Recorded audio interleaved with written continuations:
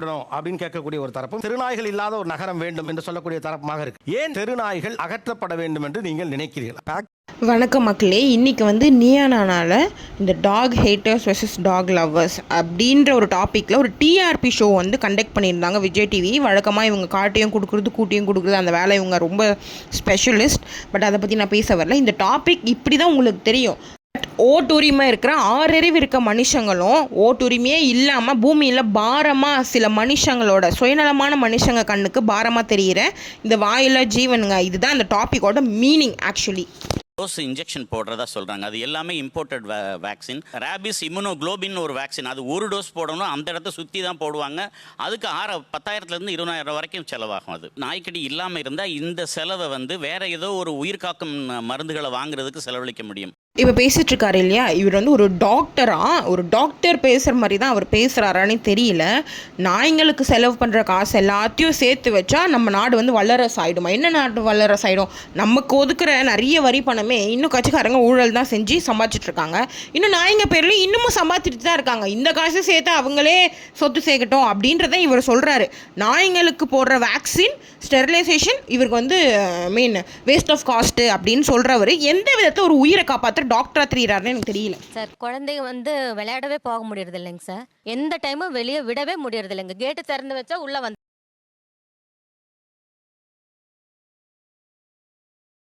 Madam எல்லா நாய்ங்களும் கடிக்குது, எந்த குழந்தையும் வெளியே விடவே முடியலன்றதுலாம் ஒரு அக்யூசேஷன், ஒரு ஓவர் பில்டப் ஓவர் ட்ராமாட்டிக் வேர்டாக இருக்குது. நான் வந்து எக்ஸாம்பிளுக்கு ஒரு வீடியோ ஒன்று காட்டுறேன். அந்த வீடியோவை பார்த்துட்டு அதில் நாய் மேலே தப்பா இல்லை குழந்தை மேலே தப்பான்னு பாருங்கள். இந்த மாதிரி நூற்றுக்கணக்கான வீடியோ இருக்குது மேடம். சும்மா போகிற நாயை கல் தூக்கி அடிக்கணும், கொம்பை எடுத்து அடிக்கணும், சுடு தண்ணி எடுத்து ஊற்றணும் அப்படின்றது அரக்க குணமாக மனுஷங்க கிட்டே இருக்கு இல்லையா? அந்த அரக்க குணத்தை நம்ம குழந்தைங்களுக்கு சொல்லி கொடுத்தனா அந்த குழந்தைங்க எவ்வளோ டெவலிஸ்டிக்காக நடக்குது இந்த இன்னசென்ட்டான வாயில ஜீவனுங்க கிட்ட அப்படின்றது ஒரு சின்ன எக்ஸாம்பிள் வீடியோ மட்டும் பாருங்க. இந்த வீடியோ மட்டும் இல்லை மேம், இன்னும் ஆயிரக்கணக்கான வீடியோ இருக்குது. எல்லா குழந்தைங்களும் கடவுள் கிடையாது. அதே மாதிரி கடிக்குதுன்ற ஒரே காரணத்துக்காக நாய் எல்லாம் அரக்கர்களும் கிடையாது. இந்த குழந்தைய பாருங்கள், இந்த வீடியோவில் சுற்றி எத்தனை நாய் இருக்குது அப்படின்னு உங்கள் மொழியில் பார்த்தா கடிச்சு கொதறிச்சிங்களா இந்த குழந்தைய? இல்லையா? இந்த மாதிரி இன்னும் லட்சக்கணக்கான குழந்தைங்க இருக்குது மேடம். குட் பேரண்டிங், குழந்தைகிட்ட எல்லா உயிரும் ஈக்குவலாக பாருங்கன்னு சொல்லி கொடுக்கணும். எல்லாரையும் ஃப்ரெண்ட்லியாக ட்ரீட் பண்ணுங்கன்னு சொல்லி கொடுத்தா அவங்களும் ஃப்ரெண்ட்லியாக இருப்பாங்க அப்படின்றது தான் இந்த வீடியோ ஒரு எக்ஸாம்பிள் மேடம். ஆனால் அக்யூஸ்ட் வந்து டாக்ஸ் கிடையாது, அதை அமேட்டன் பண்ணவங்க. அவங்க தான் வந்து அந்த அக்யூஸ்ட், குற்றவாளிகள் வந்து அவங்கள தான். குற்றவாளி யாராவே இருந்துட்டு போட்டோம், இந்த கடியிலிருந்து என்னை தற்காத்துக் கொள்வதற்கு என்ன வழி இருக்கு? தெருநாய்களை தத்தெடுத்து வளர்க்கணும். இல்லை அது வரைக்கும் கடி வாங்கிட்டே இருக்க வேண்டும். இந்த கோபிநாத் அவருக்கு என்ன பர்சனலான ஒரு வன்மம்னு தெரியல. அதை வந்து இந்த ஷோ ஃபுல்லாக திணிச்சுக்கிட்டே இருந்ததை எல்லாராலையுமே நல்லா உணர முடியும். ஏதோ வந்து கேவலமாக ஒரு லூசத்தனமான ஒரு கேள்வி எதிராளி கேட்கும் போது அதுக்கு வந்து ஆதரவு சொல்கிற மாதிரி இந்த ஆள் கேட்குறாரு. இந்த உலகத்தில் நிறைய தப்பு நடந்துட்டு தான் இருக்குது கோபிநாத். அது எல்லாத்துக்கும் நீங்கள் என்ன கேட்டுட்டா இருக்கீங்க? பொறுத்து போகிறீங்க இல்லையா? சரியாகணுன்ற நம்பிக்கையில் அதுக்கான வேலைகளை பார்த்துட்டு தானே இருக்கீங்க. இன்றைக்கி உங்கள் பொண்ணு ரேப் ஆகிடுச்சு அப்படின்னு ஒரு ஸ்டேட்டஸ் வரப்ப இன்னைக்கான ரேப்பை நிறுத்துங்க அப்படின்னு சொல்லி எல்லா மென்ஸையும் வந்து கொண்டுடுங்க அப்படின்னு சொல்லி ரூல் போடுவீங்களா? இல்லையா? வந்து அந்த தீர்ப்பு வர வரைக்கும் வெயிட் பண்ணணும். அது வரைக்கும் ரேப் நடக்காமல் இருக்கும்ன்ற கேரண்டி எல்லாம் கிடையாது. ஹேட்டர்ஸை விட என்ன மாதிரி ஆளுங்களுக்கு தான் வந்து ரொம்ப முக்கியமாகப்படுது. இல்லை நீங்கள் ஒன்றும் புரிஞ்சா, நீங்கள் டாக் லவ்வருங்கிறதுனாலே இன்னொருத்தர் டாக் ஹேட்டர் ஆக மாட்டான். அவன் பாதிக்கப்பட்டிருப்பான், அவ்வளவுதான். Definitely not. எதிரில் இருக்கவங்க டாக் ஹேட்டர்ஸ் தான். ஏன்னா டாக் மேலே கொஞ்சம் கூட ஈவ இறக்கமே இல்லை. டாகுன்றது இல்லை, அவங்களுக்கு வந்து 6 அறிவு இருக்க மனுஷன் அவனை தவிர இந்த உலகத்தில் எந்த உயிருக்குமே வேல்யூ கிடையாது. செடி மரம் கொடியிலேருந்து இப்போ அந்த ஆள் சொன்னால் பார்த்தீங்களா, கொசு கரப்பாம்பூச்சி வரைக்கும் எதுக்குமே அவனுக்கு வேல்யூவே கிடையாது. அப்படி ஒரு மனசு இருக்கிற ஒரு ஆள் கண்டிப்பாக டாக் ஹேட்டர்ஸ் இல்லை. வந்து அவன் வந்து வாழவே தகுதி இல்லாத சில வந்து ஹியூமன்ஸ் இன்னமும் இருக்காங்க தான். அவங்க பேர் டாக் ஹேட்டர்ஸ் இல்லை, அதை விட அசிங்கமாக கூட நம்ம இன்னும் சொல்லலாம். என்னால் ஓடிட முடியும், புடவை கட்டின லேடிஸால் ஓட முடியாது, சுடிதார போட்ட பொண்ணு ஓடும்.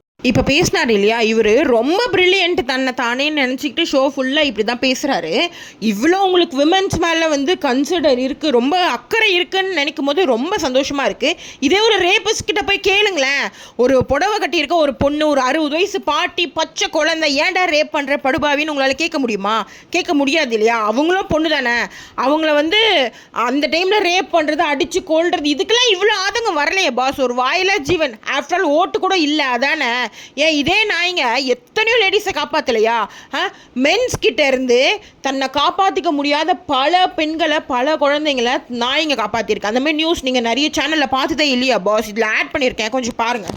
இப்போ உங்க அம்மா அந்த இடத்துல வைப்போம். இப்போ அவங்க என்ன செய்யணும்னு கேட்குறாங்க. எங்கள் அம்மா என்ன சொன்னாட்டு எங்கள் அம்மா தான் சார் முடிவு பண்ணுவாங்க அந்த நேரத்தில். எனக்கு ஆபத்துனா நான் தானே முடிவு பண்ணணும். ஆமாம், எனக்கு அப்படியே எனக்காக நீங்க முடிவு பண்றீங்க. மிஸ்டர் கோபிநாத், நிறைய கேமராஸ் இருக்கு, ஒரு டெலிவிஷனில் வேலை பார்க்குறோன்றதுக்காக தான் கடவுள் அப்படின்னு நீங்கள் முடிவு பண்ணலாம். 2 பக்கம் உட்கார வச்சு நாரத முனி வேலை பார்த்துட்டு இதுக்கு நான் சொல்கிறதான் தீர்ப்புன்னு சொல்லி நீங்கள் முடிவு பண்ணலாம் அப்படின்னா டாக்ஸ்க்கு போராடுறத நாங்களும் முடிவு பண்ணலாம். இந்த ஷோவே பார்த்தீங்கன்னா ஃப்ரெண்ட்ஸ் ஒரே பக்கமாக தான் இருக்கும். ரொம்ப ரொம்ப ரொம்ப பயாஸ்டாக இருக்கும்.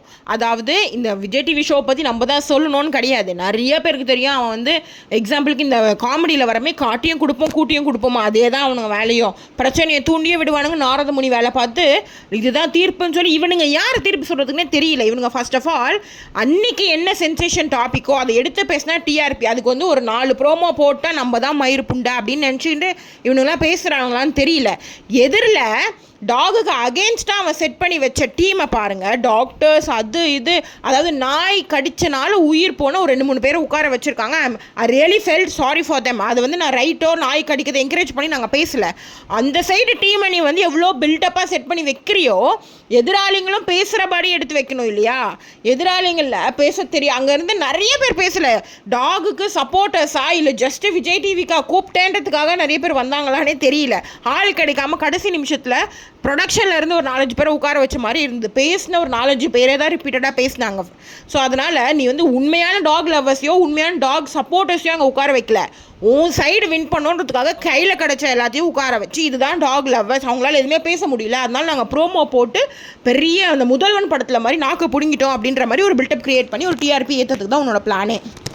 பிறப்போக்கும் எல்லா உயிருக்கும்னு வள்ளுவர் சொல்லியிருக்காருல்ல, அது மாதிரி அது எல்லாருக்குமே வந்து அது இறக்கம்ன்றது எல்லா உயிரினத்திலும் இருக்கணும்னு தான் சொல்றோம். Okay, correct. நமக்கு அந்த நாய்க்கு நம்ம இறக்கப்பட்டு இவ்வளோ சொல்றீங்க, இந்த குழந்தை மேலே நமக்கு எந்த ஒரு இறக்கமே வர மாட்டேருக்கு. குழந்தை கடிபடுன்னு சொல்லும்போது இவங்களுக்கான வலி அதிகமாக இருக்கணும் இவங்க கிட்ட. ப்ரோ, உங்களுக்கு நியூஸ் பார்க்குற பழக்கமே இல்லையான்னு தெரியல. நல்லா வந்து ஹாப்பியாக இருந்துட்டு குழந்தை பெற்றுட்டு சாக்கடையிலையும் குப்பையிலையும் தூக்கி போடுற மனுஷங்க வந்து உசத்தியும் குப்பையிலேருந்து குழந்தைங்களாம் எவ்வளோ அப்போதுலேருந்து இப்போ வரைக்கும் எத்தனையோ குழந்தைங்கள மீட்டு அவங்களுக்கு காவலாக நிறைய இடத்துல நாய்ங்க வந்து இருந்திருக்கு. இப்போ ரீசெண்டாக கூட சாக்கடையிலேருந்து ஒரு 4 நாய்ங்க வந்து ஒரு குழந்தைய எடுத்துகிட்டு வந்து மீட்டு கொடுத்தது. ஸோ இந்த மாதிரி விஷயம்லாம் உங்கள் கண்ணுக்கே தெரியாதா? அவங்க கடிக்கணும்னு இன்ட்ரெஸ்ட் வந்து அந்த குழந்தைய அங்கேயே கடிச்சு போட்டு போயிருக்கலாமே. அவங்கள எடுத்துகிட்டு காப்பாற்றிட்டு வந்து மனுஷன் கண்ணில் போட்டு இங்கே ஒரு குழந்தை இருக்குது பாருங்கன்னு சொல்லி நமக்கு காட்டணுன்ற அவசியம்லாம் கிடையாது ப்ரோ. ஸோ உங்கள் பார்வையில் நாய்ங்க இப்படின்றத எல்லா நாய்களும் இப்படி தான் அப்படின்ட்டு எல்லாரும் இப்படி எல்லாருக்கிட்டையும் பரப்பணுன்றதுக்காக ஒரு டெலிவிஷனில் வந்து உட்காந்து பேசுகிற மாதிரி இருக்குது கேவலமாக. ஒரு கொசு கடிச்சிச்சுன்னா என்ன பண்ணுவீங்க? அது கொசு கடிச்சிச்சுன்னா அதை தட்டுவோம் அடிப்போம், அது இல்லைன்னு சொல்லலை. இருங்க, அது செத்துரும் இல்லையா? ஆமா, அது இல்லைன்னு சொல்லலையா? அது ஒரு உயிர் தானே. சபாஷ், இது ஒரு சரியான கேள்வி அப்படின்னு நிறைய பேர் கூஸ் பம்ஸ் ஆயிருக்கும். கேன புண்ட மாதிரி ஒரு கேள்வி கேட்குறானேன்னு தான் தோணும். ஏன்னா கொசு கடிக்கிறதுக்கும் பாம்பு கடிக்கிறதுக்கும் நாய் கடிக்கிறதுக்கும் வித்தியாசம் கூட தெரியாத அளவுக்கு இது ஒரு கொஸ்டின்னு நினச்சி நீ வந்து ஃபர்ஸ்ட் ரோல வர உட்காந்து இதை வந்து கேள்வி கேட்குறியா? இந்த கேள்வி கேட்கறதுக்கு கை தட்டுவாங்க மாதிரி எதிர்பார்க்குறியானே தெரியல. நாங்கள் வந்து சொல்கிறது அனிமல்ஸ் வந்து கடிச்சதை என்கரேஜ் பண்ணுறதுக்கு இல்லை, பண்ணி காதை கழுவிட்டு கேளு. ஒரு கொசு கடிச்சா ஒரு கொசுவை தான் அடித்து நம்ம தூக்கி போடுவோம், கொசு இனத்தையும் அழிக்க போகிறோம் அப்படின்லாம் கிடையாது. ஸோ அறிவு இருந்தால் முன்னாடி வந்து உட்காந்து பேசிலாம் பேசாத இவ செஞ்சு.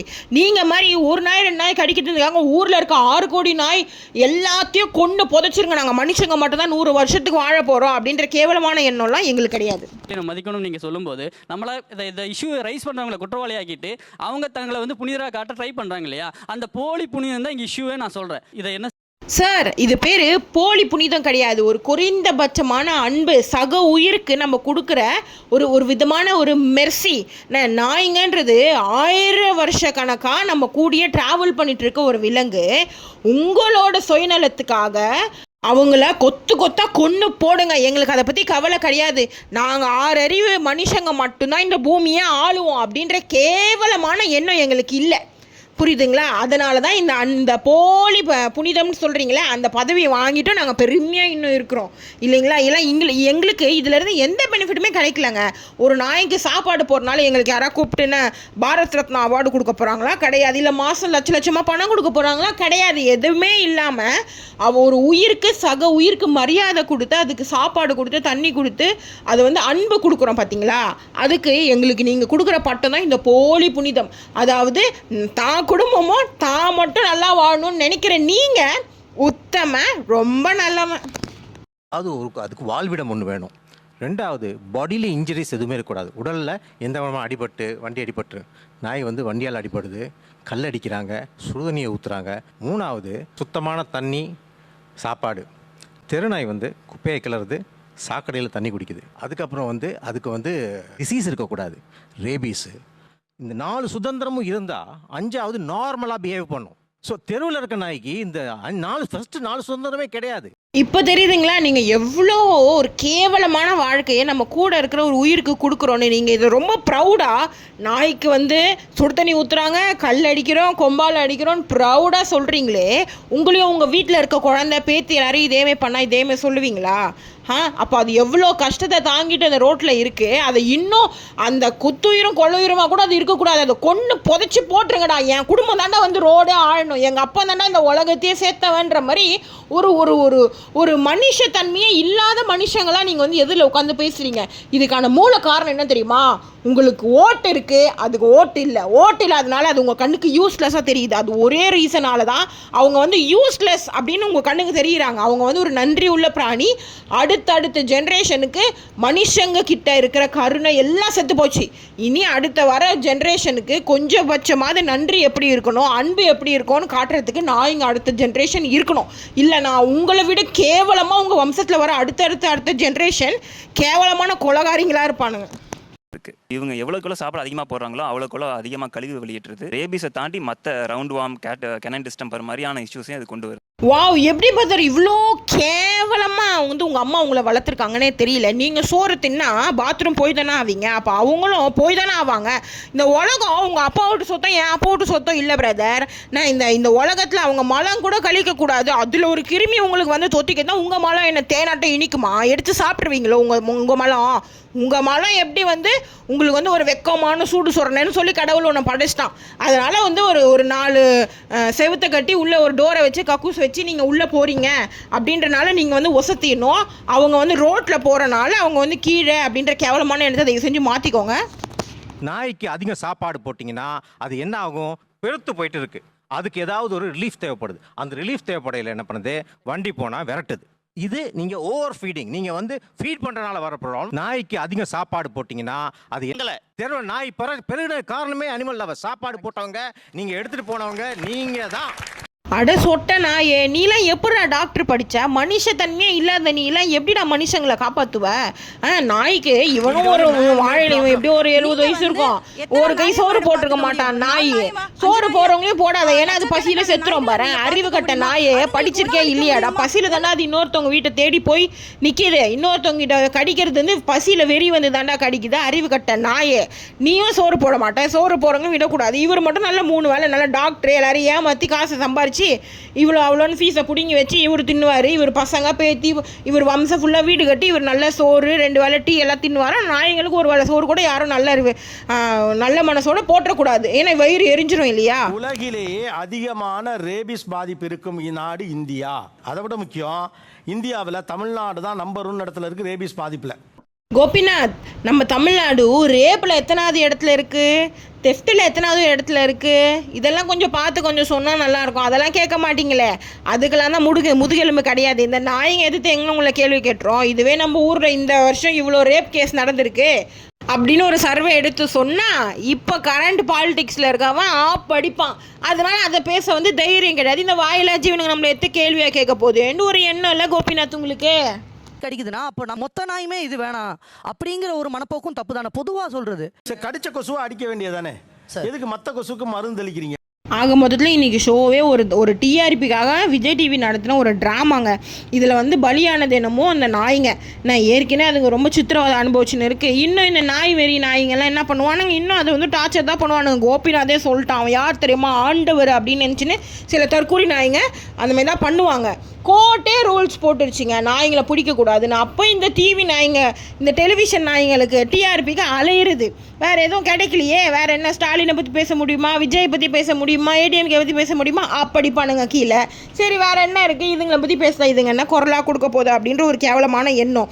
நீங்கள் டாக்ஸை எது கடிக்குதுன்னு எங்களுக்கு தெரியல, நாங்கள் எப்படி செப்பரேட் பண்ணி பார்க்குறோன்னு நினைக்கிறவங்களுக்கு ஒரே கேள்வி.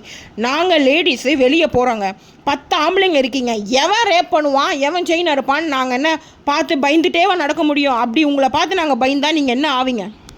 ஆம்பளைங்க எல்லாரையும் பிடிச்சின்னு போய் ஒரு இடத்துல வையுங்க. எங்கள் பெண்களுக்கெல்லாம் பயமாக இருக்குது, பாதிப்பாக இருக்குது. ஏன்னா வந்து இவங்க இருக்கனால நாங்கள் வந்து சேஃபாக ஃபீல் பண்ணலை, இவங்க வந்து எங்களை ரேப் பண்ணிடுவாங்களோன்ற எனக்கு பயமாக இருக்குது. ஏன்னா ஒரு ஆம்பளை ரேப் பண்ணிட்டான், அதனால இன்னும் இவனும் பண்ணுவான், இவனையும் கொண்டுடுங்கன்னு நாங்கள் சொன்னால் எப்படி இருக்குமோ அப்படி தான் நீங்கள் சொல்கிறதும் இருக்குங்க. சில நாய்களுக்கு ரேபிஸ் இருக்குது, இல்லை வந்து ஸ்டெரிலைசேஷன் பண்ணணும், வேக்சின் பண்ணணும், அந்த மாதிரி நாய்களை மட்டும், அக்ரெசிவாக இருக்க நாய்களை மட்டும் இப்போ ட்ரீட்மெண்ட் பண்ணாமல் நாயே எங்களுக்கு வேணான்னு பேசுகிறது இந்த மாதிரி தான் இருக்குது. அப்போ பெண்களா ஆண்கள் நீங்களும் நாய்ங்களை விட மோசமானவங்க தான், சொறி நாய் மாதிரி.